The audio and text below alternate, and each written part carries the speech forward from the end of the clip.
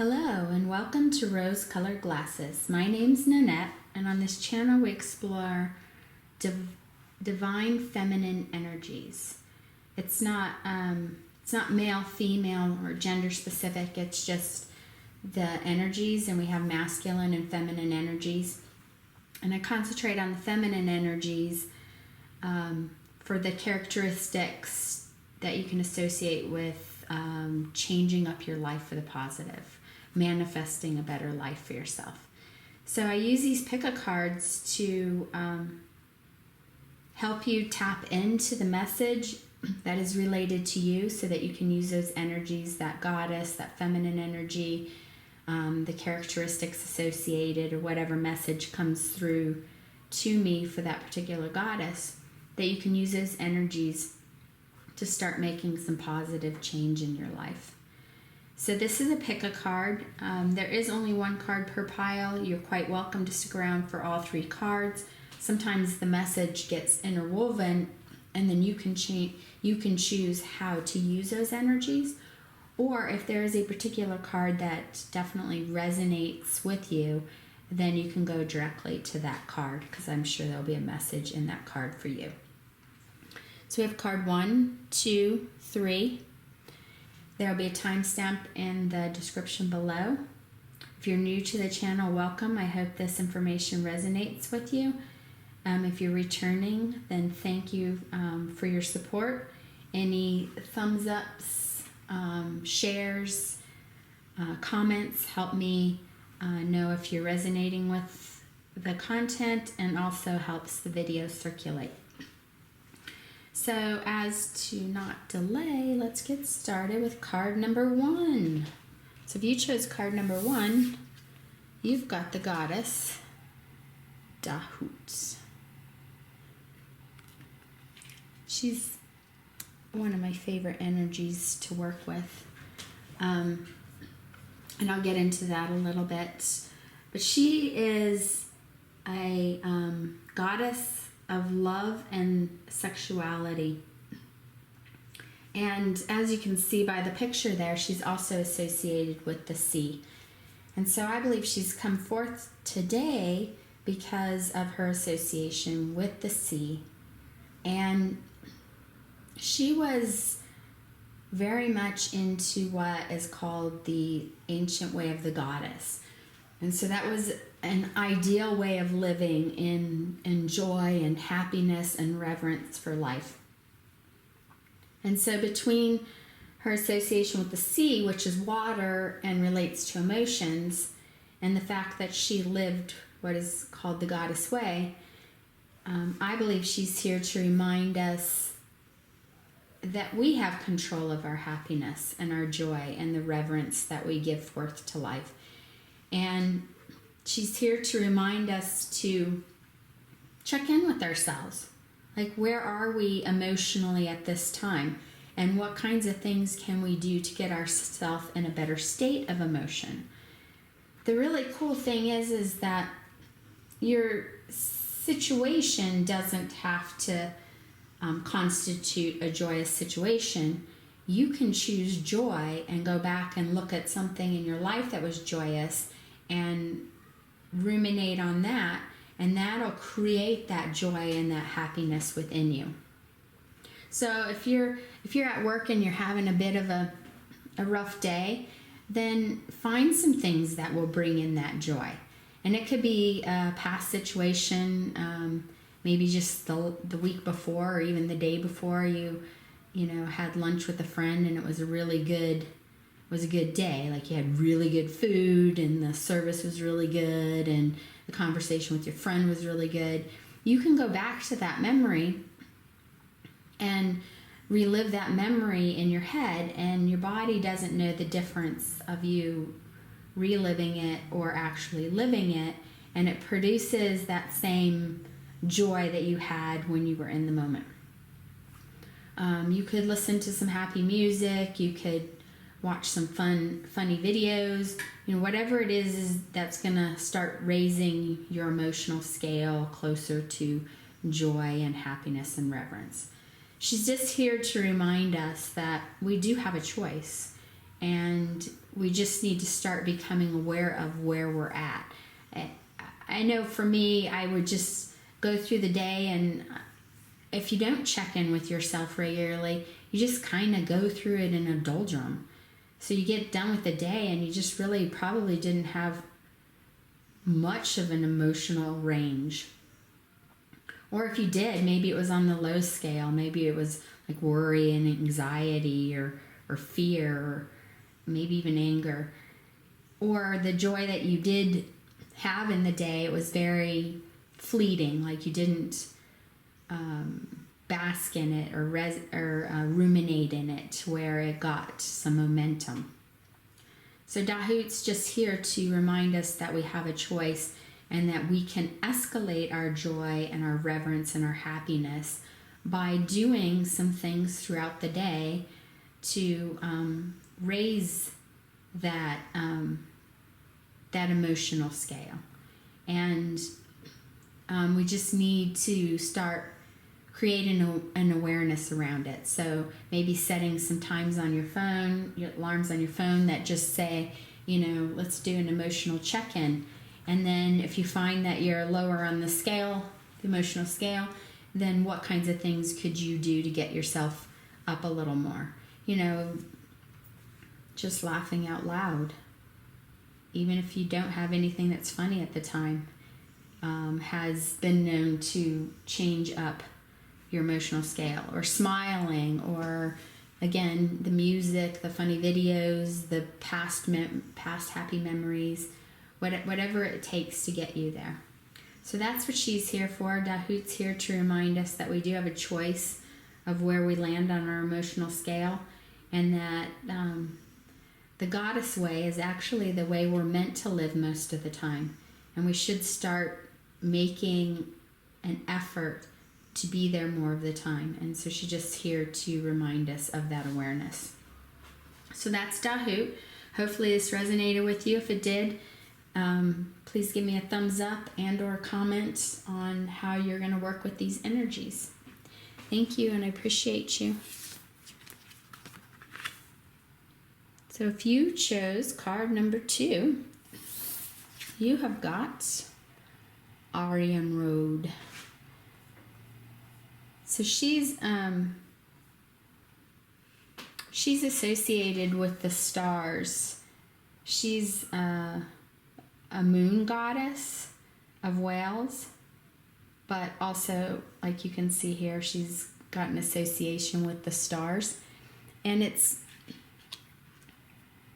the stars that I'm really drawn to today, and I'm drawn to them for their potentiality. We have this, we have ideas in our head of how things should work out, and we try to define the process in the way that they should work out. And by doing so, we cut off the potentiality that is available to us. And Aryan Road is here today to remind us of all that great potentiality, like the wish upon a star. When you wish upon a star, I would say most of the time you're not stopping and going, okay, I'm wishing upon the star for $1 million. Now, how is that $1 million going to come to me? It's got to come to me in these ways. No, you're just wishing for whatever it is.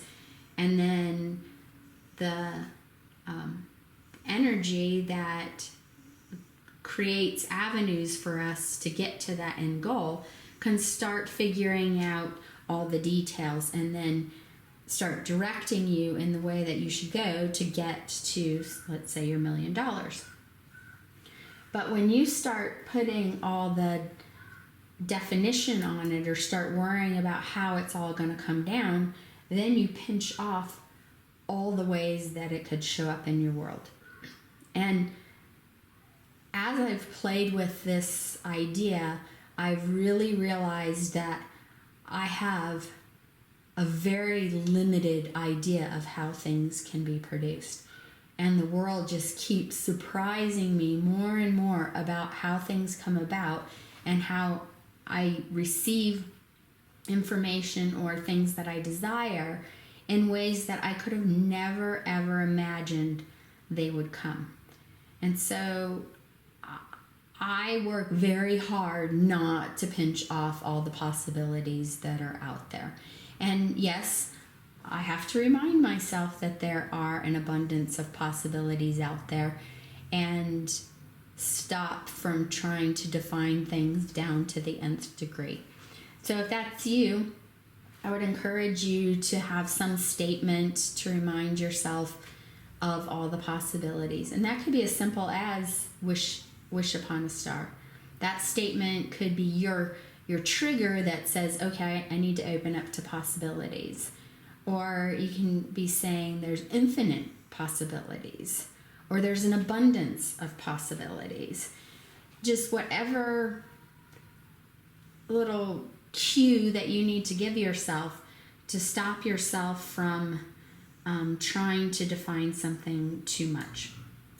Because anything that we desire in life has numerous possibilities to make its way to us, and it's by our own doing of pinching off those possibilities that could close some avenues in respect to getting that desire, and then stop us from either receiving it or delay it by a lot to receive it.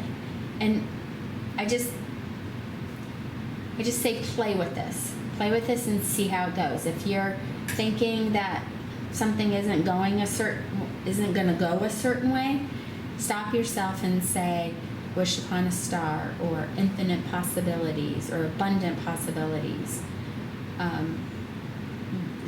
To trigger yourself to stop ruminating on it, and to allow yourself to open up to all the options that the universe has out there in ways that they could take care of the situation if you're in a situation that needs answers or needs to be addressed, or to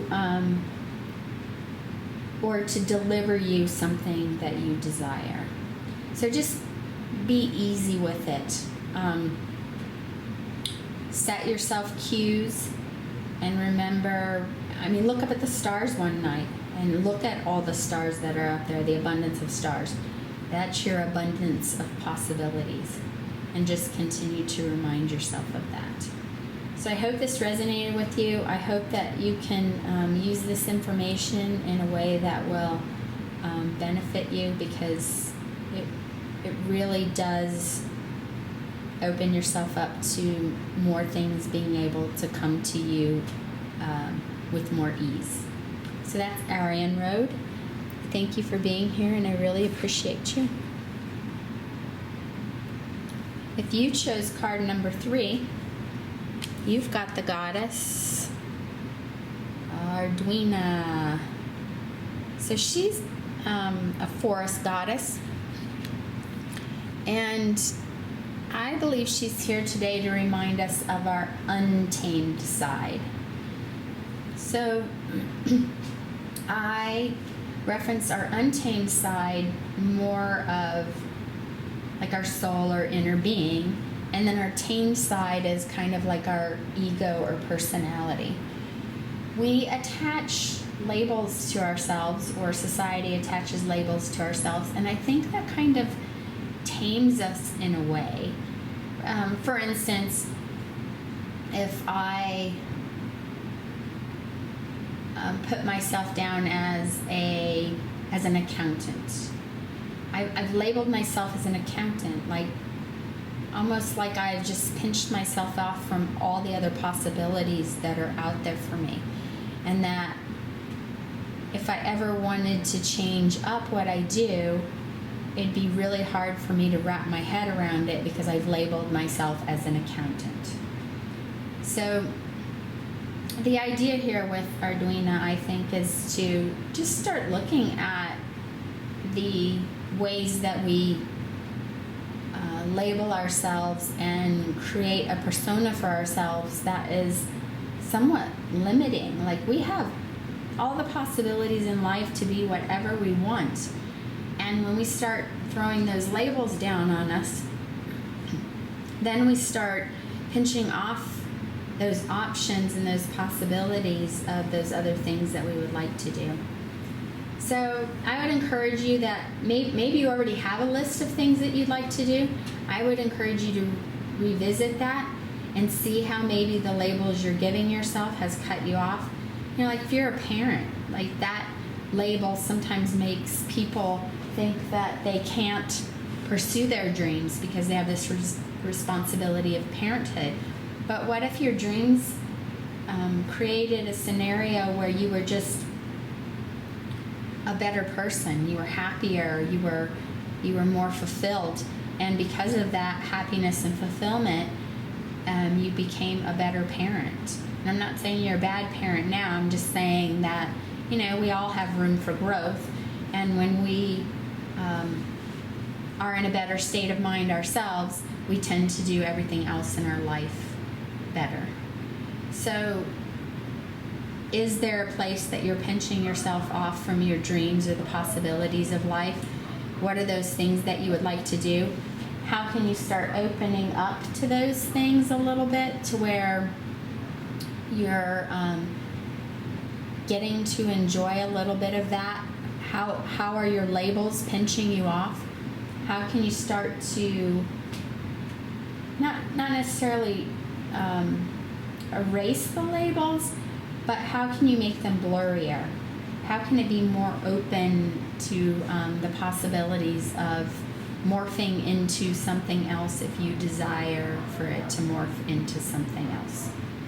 So that's Arduina. She's just here to ask us to look at our untamed side and how we can start moving towards our untamed side. What does that look like for us? And how have we been pinching ourselves off from that in the past? So that's Arduina. I hope this resonated with you. I really appreciate you. I hope you have a wonderful day, and bye for now.